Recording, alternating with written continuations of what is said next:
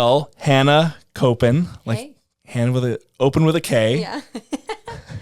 Hannah with an H, open with a K. Hannah with an H. Yeah, two H's in Hannah, right? Yeah. Yeah. Some people, the weird ones, spell it without the H at the end. Yeah, that's not right. No. Yeah, I always envision two H's. Why would you opt out of being a palindrome? I don't understand that. A palindrome, what? Palindrome is any word that you can spell the same forwards as you can backwards. Oh, I did not know what that's called. Okay. Mm-hmm. Okay. Oh, see, I learned something new just like that. There we go. Yeah. Oh, man. Well, I wanted to have you on because I like to do this podcast. It's about community and business, and you're like a social butterfly of Whitefish. You're a DJ. You've become an avid boater with me and Brianna and this summer. That's community right there. That's community. Yeah. On a boat, you're just gonna flock all the friends. That is the great part about owning a truck and a boat. Everyone needs your help moving, and everyone wants to hang out with you in the summer. That's very true. Yeah, totally. All true things. Yeah, and I own a women's empowerment coaching business, and I'm getting my master's right now in marriage and family therapy to become a therapist. Cool. And that is the main reason I wanted to have you on the show. Is we were talking about, I just had Brad on, and he's got a men's group, and I said, okay, well, fair's fair. Now I need to have the women's group on. That's right. That's important. Yeah. That's right. Yeah, absolutely. So tell me everything about that. Oh man, well, it started in 2020. I was an actress in Chicago for about 10 years after school, and I did that primarily as my main source of income. And being an actress, you're like constantly in front of the camera. You're constantly being, putting your heart on the line and auditioning for roles, and then going into an audition room and you see all the people that like kind of look like you and they're all up for the same role. And basically my confidence was starting to get bogged down with just like perception and public perception and constant like nitpicking of body image. So I started my coaching business to combat that for young women and for women who were in sort of not like an active eating disorder, but having disordered eating habits because of their body dysmorphia or their feelings of self-worth were low because of their body, or their body weight wasn't where they wanted it to be. And so they were just yo-yo dieting and either like restricting a lot of their food or binge eating. And I suffered from that problem in my early 20s, and I found healing, and I found I did it kind of on my own, but I found a lot of healing through yoga and through Pilates and through breath work and through really appreciating and loving and just being kind to my body. And I created a program from that kind of pain point. And it helped a lot of people. It helped a lot of young performers, a lot of dancers, a lot of actors, a lot of people in the business where you're kind of always on stage or always in front of others. And just advocating for self-love and really belonging and like loving your body no matter what its size is. And I found a lot of healing in that, and then healing, of course, in just gifting that to other people and helping them through that journey. Yeah, that's very, I think something that resonates with me there, because you go to Love Yoga and Whitefish, right? Yeah. That's kind of how I've met most of you group is the Love Yoga people, right? I'm going there tonight. You're going there tonight, yeah. There's something that it's Gilly. She always says, she's like, just remember, this is the only body you will ever have, and it's your job to take as good of care of it as you can. Yes. And anyone, like, I know for a fact I did not take good care of my body in my teens and 20s, right? Yes, drank way too much alcohol, right? And you start to look back. You get to a point in life and you start to look back and you're like, man, I should have taken better care of myself. And then getting back into shape, getting back into that routine is so much harder than just keeping it. Oh, yeah. Way more difficult. Yeah. Maintenance is easy once you're there. Yeah. But it's the falling off the wagon for weeks at a time, months at a time, sometimes years. Depending on, your mental state and where you're at. And then and then getting back into it. But it's just about cultivating like a practice of self-love and self-appreciation, no matter where you're at in the journey. It doesn't matter if you're at the end or at your goal, or and also I help a lot of women set different goals than just a number on the scale. I talk about let's get strong. Let's focus on strength. Let's set a goal like you want to run 2 miles at a certain amount of time, or you want to be able to lift this kind of weight easily at the gym. Like those are really attainable and good, strong goals to set that don't put you in a place where you're like constantly nitpicking and being obsessive about the scale. Yeah. Yeah. I think lifting weights is underappreciated, especially amongst women, because I have 2 younger sisters, and a lot of them, they're like, or my mom would always say, well, I don't want to be bulky. And it's like, but you're not going to be. That's a misconception. Entirely. It's not true. Yeah. No, women's bodies are literally biologically different. We have different hormones in our bodies coursing through that will not really make us bulky like it does for men. And we also don't need as much like protein as men do to sustain that and to keep their muscles healthy. If you weight lift, I think it's the best thing that a woman's body can actually do. And it's been said, it's been written up in many, many, many studies that if a woman has strong muscles, they actually have a less percentage of getting degenerative diseases in their late life. So including brain disorders, including Alzheimer's and dementia. It's all very connected. So I teach a lot of mind-body health. It's not just one thing. I don't only focus on food or on weight, of course, or on numbers or macros. I focus on what is your mindset? How are you treating yourself? How are you talking to yourself every day? What are the goals that you're setting? And are those attainable goals, or are those goals that you think you're just supposed to set because that's what they say on the magazines and in media? Like, what is something that's true and alive for you? And then helping them get there is the strategy. Very, very interesting. Very interesting. How does your program work? Like you like have this all written out, or you give class? So I have multiple different programs throughout these years, right? So this was my very beginning of coaching back in 2020. And throughout these last 5, almost 6 years, I have evolved in a lot of different things. I've got a program for healing after heartbreak. And I've got a program right now that I'm launching in January, and it's just once a week. You talk to me once a week, either privately as a one-on-one, or I also host and facilitate groups. And the groups are usually like 6 to 8 weeks long, and then the one-on-one is usually about 3 months long. And that's a lot of, we kind of go through all the different facets of your life. We go through purpose, we go through relationships and love, and we go through mindset and body and nutrition, if that's something that you're looking for. But I can kind of tailor it to the client of what they're really wanting to focus on. Some of my clients don't have a problem at all with their weight or their body or their self-love, and they just like are struggling with finding their purpose in life. Sure. And I have a program for that specifically that's really just helping them find who they are. I've helped a lot of women who just became mothers for the first time, or are in the thick of, motherhood, and they're just dripping in babies, and they have like 3 babies, and they've lost themselves along the way. And so I developed a program a few years ago for women to find their own identity again. And it's sort of it's a deep and involved program, and that's why it's around 3 months, sometimes 6. And I've even worked with one client for over a year. So it really depends, but they're always one-on-one Zoom meetings, because I work with people all over the country, and they're always about an hour to an hour and a half long each. And it's once a week. And then I also give resources, journals, like videos that I've recorded. Sometimes I record a meditation or a visualization practice that they can then download to their phone and take with them throughout the week and practice that. So it's a lot of just getting them into a really good practice and a really good understanding of self again, and doing the things that are going to make them feel whole. Interesting.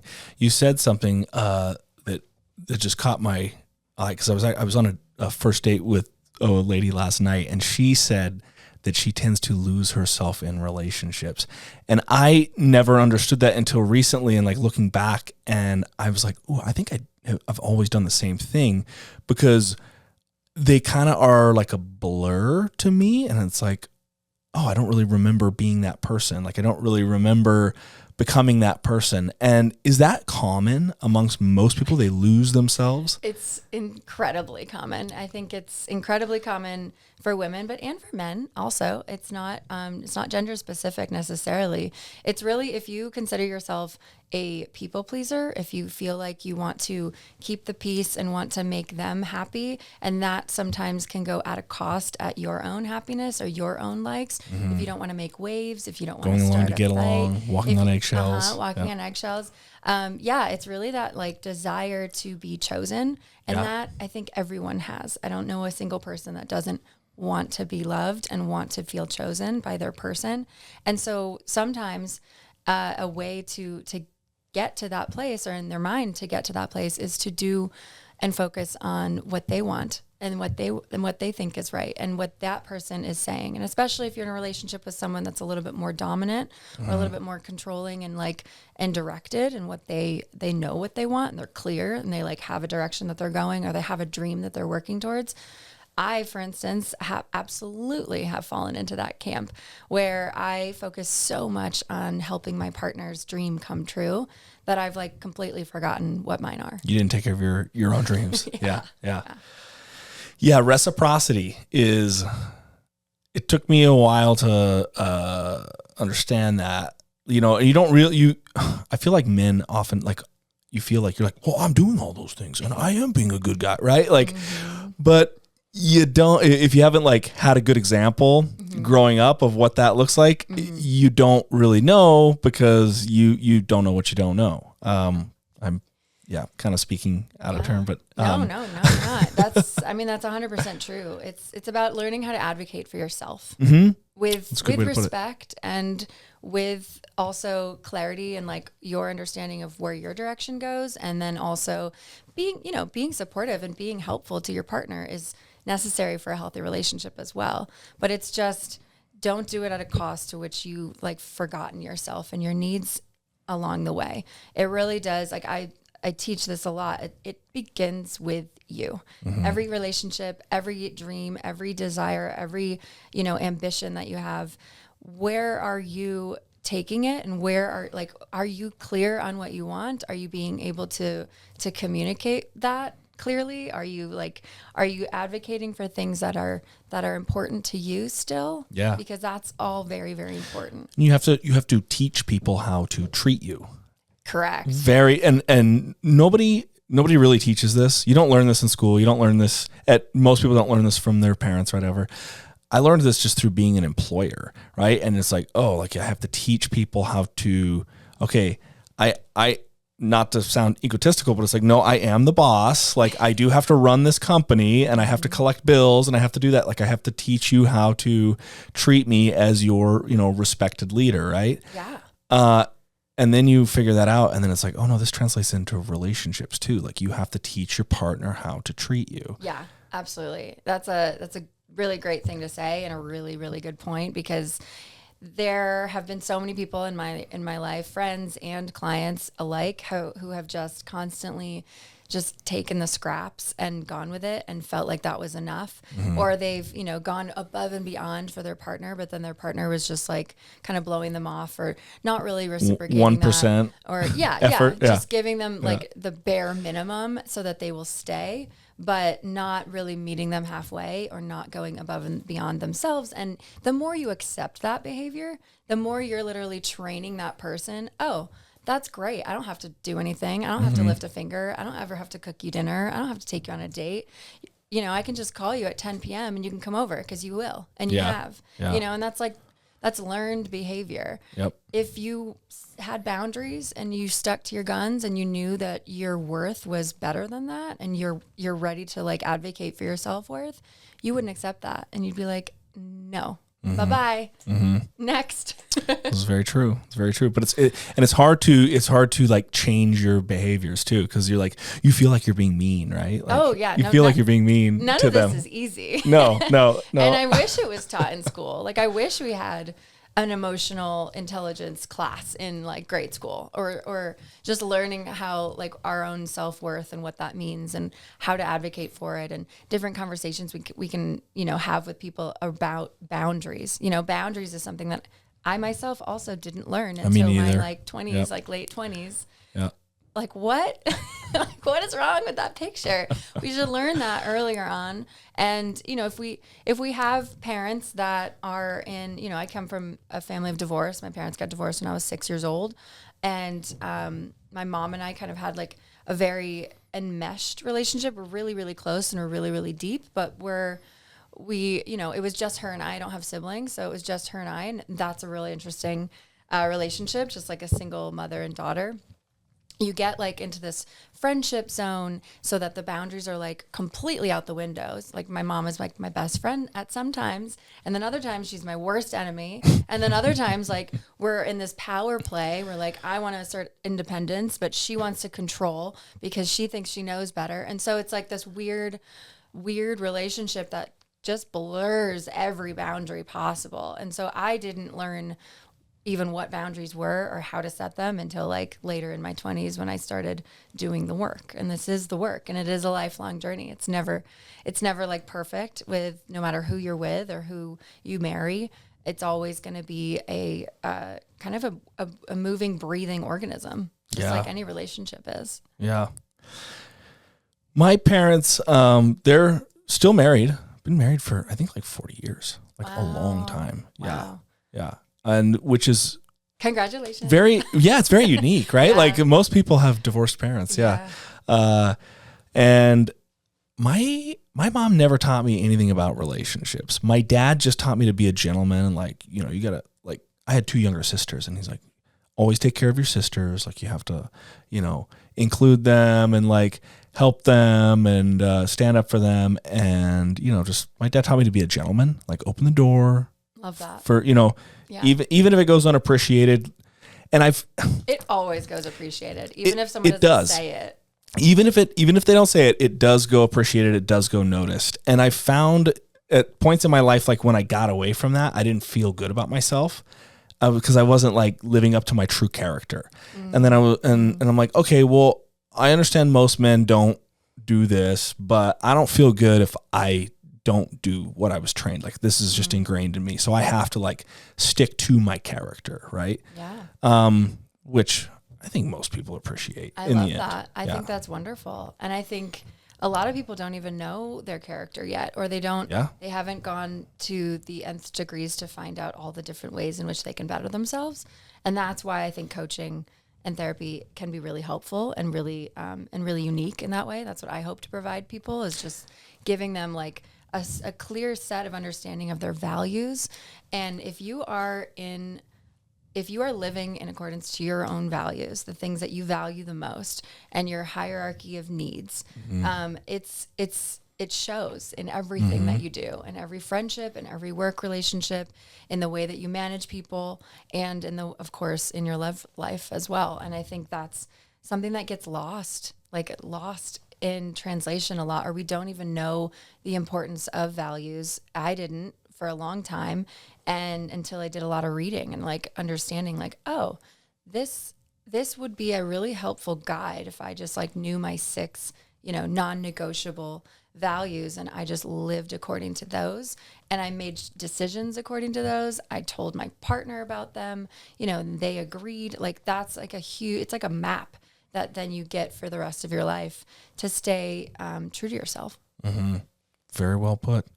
So your master's degree, will you be able to practice? You can practice therapy now, or So I started the master's in September. So it's really at the beginning stages of it. Okay. I have a year of school of like coursework, maybe about a year and a few months, a year and a half. And then I will be in a practicum office. I'll be probably working with a therapist in town and getting my hours. So you have to get hours that are like supervised with another therapist. A therapist who's more experienced. Yeah. Like you work under their license. You work under their license. Okay. You kind of go over your clients a little bit with them, and you get your hours. You have to get 3,000 hours before you can get your own license, but you can start working with people pretty early on. Right. And I can work with people as a coach right now. Okay. Yeah. Cause there's a difference between coach and therapist. This one is a Yeah. So I think the difference between coaching, I think they're both incredible. I've used both of them myself, even in tandem at the same time. I think therapy, you have to go through so much schooling and you go through so many different understandings of therapy, of therapeutic models, that like the training is really extensive. And so what I think therapy is best used for is digging in your own psychology, your own background, your own history, and kind of working backwards. You get a lot of childhood trauma training, you know, in therapy and in school. And so understanding where you came from is an incredible asset to your life, to better your life in the future and in the present. Coaching works in a different model. Whereas therapy kind of works on the past, coaching, I think, works on the future.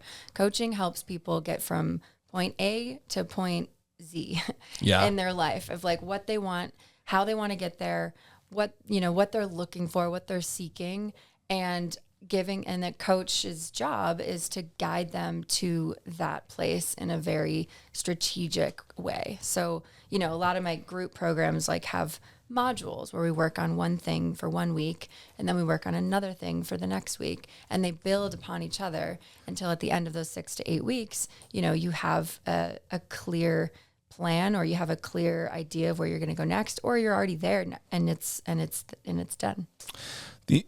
When you said inner child work, is this in my mind? I mean, I've done inner child work. Like I currently go to I see a therapist. I think the line of my work, I have to see him once a month, right? Because I have a very stressful job. But the inner child work, what I noticed when I started doing that and like making a lot of progress with it, you can't really connect with people that have never done that anymore. Like old friends, or like, maybe you're dating someone and it's like, oh, they haven't done any work on themselves. Like they're not cognizant of it at all. Mm-hmm. They're like a different human being all of a sudden, right? Yeah. And you don't notice it until you've done it and you're like, oh my God, was I like that? Like, right. Yeah. And I think it's a great time to be or become a therapist right now in 2025, 26. A huge need, right? There's a shortage big time. There's an awareness now in the masses that they need this kind of work. Mm-hmm. And there's you get so much out of it. You get so much help and clarity and understanding and awareness, and change really happens when the first step of that is awareness. Mm-hmm. And you can't become aware if you're just going to keep living your life pretending like it didn't exist, or just not even knowing where your thoughts or where your mindset came from. A lot of people were just given these thoughts and given these ideas from their parents or from their caregivers or from their sisters and brothers and sometimes friends, and then that's just like how they live their life, even if it's detrimental to their well-being or detrimental to their growth. I think it's important to be growth-minded, and you can't really get to where you want to be in life if you're not growth-minded. And part of being growth-minded is doing the work, is doing the hard work on yourself and admitting to yourself your faults and your wrongs and your flaws, and allowing yourself to forgive yourself along the way, but also taking action to change it. Yeah. So true. So true. So in addition to all this like good therapeutic work and helpful work, you're very good DJ. I've been to, and I'm not like a DJ music. I'm definitely like a country Western music type. I've been on your boat. Yep. I've been in your truck and on your boat. Yep. No, that's fine. Yeah. I think it's a part of being a DJ is also like reading the crowd and seeing what's making the head bobs, what's making the hips shake, and just playing more of that. That's what I like to do. I love reading the room, and I love having a live dialogue with my audience. I typically do play house. I probably won't play country. Sorry. That's all right. That's all right. I'll live. But I found some funny like country remixes though that I've definitely started to dabble into. But yeah, about 2 years ago, I picked up DJing. So I'm fresh, I'm fairly new, but I've done it so much in the last year, and I have residencies twice a week, sometimes 3 times a week, consistently for the last year. So I play a lot, and I play a lot in front of people, and that is going to just automatically get you into a place, like get you better as anything, it's like those putting in those 10,000 hours really helps. Yeah. Yeah. 10,000 hours, master anything. Yeah, no, it's been so fun. Actually just built a new website for my DJing. I have a coaching website already, but I'll get the websites. I'll drop them no all. worries. Yep. Yeah, I think, it's a lot about relationship building, just like anything. And it's a lot about playing to your audience, understanding how to read a crowd, being, flexible in your sets, like not just playing what you want to hear and what you want in the moment, but like looking up and kind of acknowledging your people that are there for you. Cause DJing wouldn't exist if it weren't for the people and the audience. So I think that's a big part of it. And Whitefish has been really amazing and collaborative and supportive in my DJ career the last year. I'm really grateful. Fantastic. Where have you played? What locations have you played at recently? I play every single Friday at Latitude 48 downstairs at the Red Room. Okay.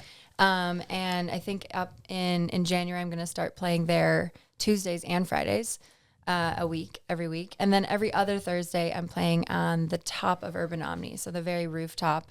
We do greenhouse grooves, it's called, and it's in their little greenhouse. It's completely covered. They have heaters and they have a fireplace, and it's really cozy and beautiful inside. And I'm playing there this Thursday, and then every other Thursday until I think March 30th. Okay, cool. Mm-hmm. And then I've also played and been grateful enough to play with a couple of other local DJs in town.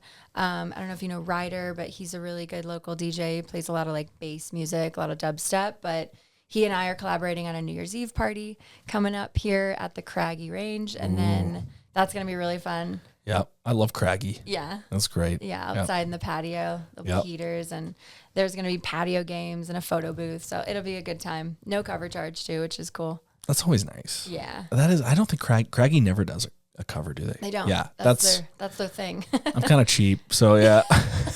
It's great. Like their drinks are good. It's going to be a good time for sure. We're going to be there from 9 until 1. Okay. Yeah. And then I got to play this summer. Well, actually not summer. It was November.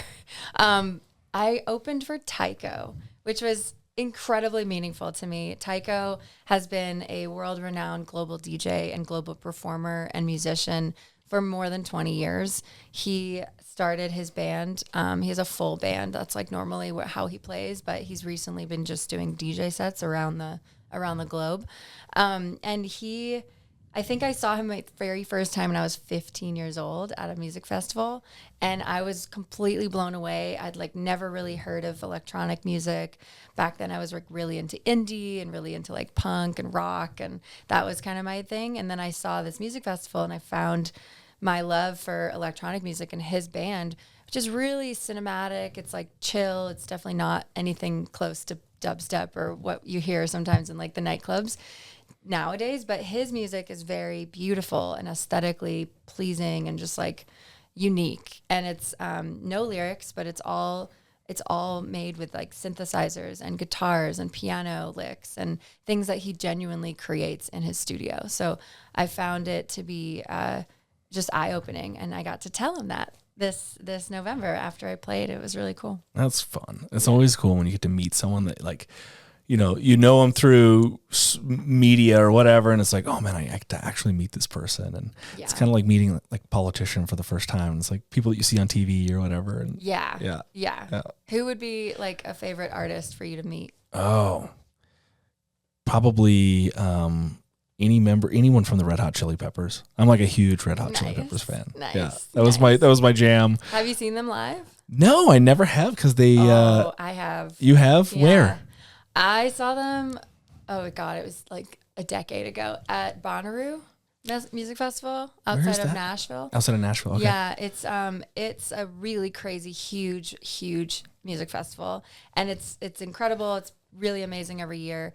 It's just like a little too big for me now. Yeah. It's like 85,000 people. Oof. It's hot and there's no shade, but the music is amazing. The lineup is always incredible. And I swear, like Red Hot put on a show. Like they know how to rock. They know how to frickin' rock. They're true entertainers. 100%. Their stage presence is incredible. Yeah. I mean, I've I don't know off the why I've charts. never tracked it down and never went to go. I guess I don't travel to go see music. Maybe I'm lazy in that You regard. should. Yeah, I'm like, if should. it's not coming here, if it's not under Oh the my big gosh. sky, yeah. Good luck with that. It's like, yeah. But I no, I think know. we're getting a lot more. I think, people like Outriders is bringing a lot of really great new music. Yep. There's other like smaller production companies that are bringing really awesome DJs and really cool music. And lots of people don't like that. I love that. Like, I love that this is becoming a music venue because it's a beautiful place to do it. Like the weather is great for it. The scenery is great. Like I love what they're doing. I love it too. Yeah. I saw the Head and the Heart last summer. At one of those big, oh man, I'm forgetting the name. One of those big newer venues, like outside. It was beautiful. And the band members even said, they were like, man, if you just keep inviting us, we'll definitely keep coming. We all want to buy a house here now. I was like, yep. Perfect. I need to meet these people. Yeah. Yeah, I'll introduce you. I've got houses to sell you. Yep. Yeah. So it's a gorgeous place. Under the Big Sky, I went to my first one last summer. Okay. And that was fantastic. Like I had no idea it was so big. I know. That to me is big. And then I see people going to like 85,000 or like how many people go to Burning Man? Yeah, Burning Man's like 70. Yeah, see that's too much for me. That's too much. I'm not a that's an experience for sure. It's more of a city that just pops up for a week and then gets like burned down and taken down. It's wild. I'll watch the video online. Yeah, there's plenty. Yeah, there's a lot of content. You don't even if you wouldn't like it at all. No, I don't think you I don't would. like that kind of music. No, like, I'd be ready to go home after like day 2. Yep. Yeah. Well, it's an experiment. I feel like it's a social experiment definitely more than a music festival. It's more of like, how can this many people get together and collaborate on art and creation and building something that's not there yet for no money. They're doing it for the pure gold of it, for the pure passion of it, like just for the dream of it, and it means a lot. It's meaningful, and you can feel that kind of energy in the air. So that part of it about Burning Man is beautiful. My social experiment is trying to go live in Colombia in a developing world and try and learn Spanish and try and love that. That's a great experiment. That's what I've been doing. Yeah, so far that's my social experiment. It's pretty. I will say they are so fair. They're so friendly. Latin people are so friendly. Yeah. Like you make friends super easy. People are always willing to help you. Yeah, like, they're pretty amazing people. I've been to Colombia as well. Oh, that's right. Yeah. You've been place. to Cartagena, right? Yeah, I went to Cartagena, Santa Marta, Barranquilla for Carnival, which is nuts. And then Tayrona National Park, which is a really cool national park right on the coast, right on the water. So the whole park is literally on the ocean. You got ocean on your right and you got jungle, like straight up jungle on your left. Yeah. You can do like night walks with a group and wear night vision goggles so you can see all the creepy crawlers that only come out at night. Yeah. And, man, I saw like centipedes that were like a foot long. I saw a giant boa constrictor that was like this. I know, the snakes, the spiders. Yeah, like I went hiking tarantulas. in Medellin and it's dangerous. Like, really? Like you don't touch, you don't grab branches, you don't do that kind of stuff. Cause like there's poison frogs, poison snakes, poison spiders. Yeah. A lot of tiny things will kill you. Yeah.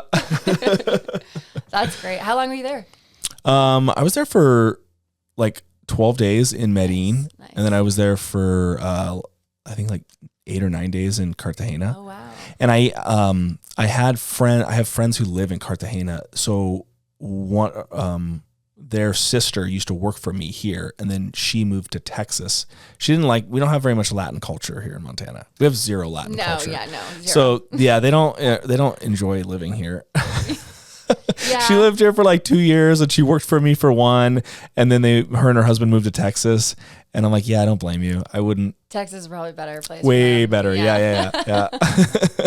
Yeah, that's funny. I know, like, there's so many, transplants here, and I'm surprised that there's not more people from, the big cities wanting to like make an awesome Mexican restaurant or make an incredible Chinese restaurant or like something with a little bit more Not yet, ethnicity. but it's definitely coming. It's coming. Yes. Yeah. I heard there's a new Indian restaurant in town that just there opened is. up. Yeah. Have you been?